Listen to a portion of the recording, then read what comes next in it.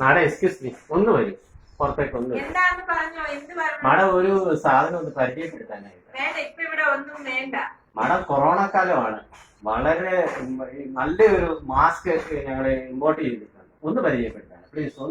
ഒന്ന് മാഡം മേടിക്കണ്ട, ഇതൊന്നും ഞാനൊന്ന് പരിചയപ്പെടുത്താം, ജസ്റ്റ് ഒന്ന് പരിചയപ്പെടുത്താം. ഒന്ന് വരും mask please please please please. മേടിക്കണ്ട മാഡം, ഇതൊന്ന് പരിചയപ്പെട്ടോളൂ. മാഡം ഇത് ഞങ്ങൾ തുണീസിൽ നിന്ന് ഇമ്പോർട്ട് ചെയ്തതാണ്. മറ്റതൊക്കെ വെറും ക്ലോത്തുകളല്ലേ.